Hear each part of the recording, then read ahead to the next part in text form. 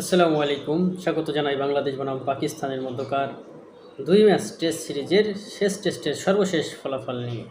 হ্যাঁ, বাংলাদেশ বনাম পাকিস্তানের মধ্যকার যে টেস্ট ম্যাচটি অনুষ্ঠিত হচ্ছে এটি শেষ টেস্ট এবং বাংলাদেশ প্রথম টেস্টটিতে ১০ উইকেটের বিশাল ব্যবধানে জিতে নিয়েছিল।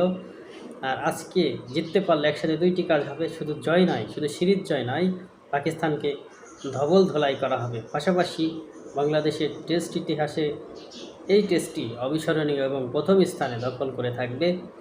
আমরা ইংল্যান্ডকে হারিয়েছি, নিউজিল্যান্ডকে হারিয়েছি, কিন্তু পাকিস্তানের মাটিতে পাকিস্তানকে হোয়াইট ওয়াশ করা, তাদের বিপক্ষে সিরিজ জেতা, এটা হবে অনেক পাওয়া। এখন পর্যন্ত বাংলাদেশের সংগ্রহ ৯০ রান ২ উইকেটের বিনিময়ে। সম্পূর্ণ খেলার বিস্তারিত জানাই। প্রথমত বাংলাদেশ টসে জিতে পাকিস্তানকে ব্যাট করার জন্য আমন্ত্রণ জানায়। সেখানে পাকিস্তান তারা প্রথম ইনিংসে ২৭৪ রান করে সবকটি উইকেট হারিয়ে।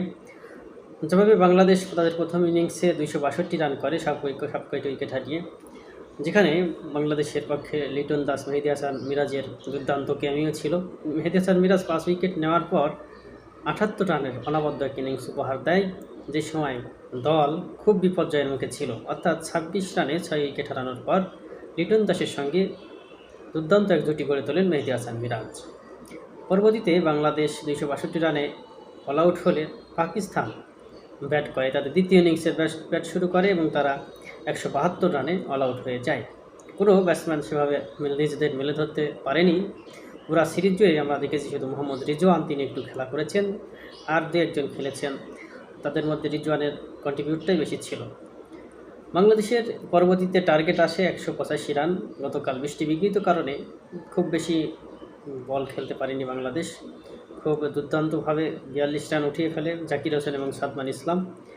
জাকির হোসেন আজকের দিনের শুরুতেও অ্যাটাকিং ক্রিকেট খেলছিলেন, যার ফলশ্রুতিতে মাত্র ৪০ রানে তিনি আউট হয়ে যান। পরবর্তীতে নাজমুল হোসেন শান্ত আসেন এবং সাদমান ইসলামকে নিয়ে খেলছিলেন, সাদমান ইসলামও তিনি আউট হয়ে যান ২৪ রানে। এখন বর্তমানে মমিনুল হক এবং নাজমুল হোসেন শান্ত তারা খেলছেন। মমিনুল হক আছেন ১৪ বলে ৯ রান অপরাজিত, ২৯ বলে ক্যাপ্টেন শান্ত রয়েছেন ১৪ রানে। বাংলাদেশের জয়ের জন্য প্রয়োজন ৯৫ রান। এই হচ্ছে সমীকরণ। ধন্যবাদ সবাই।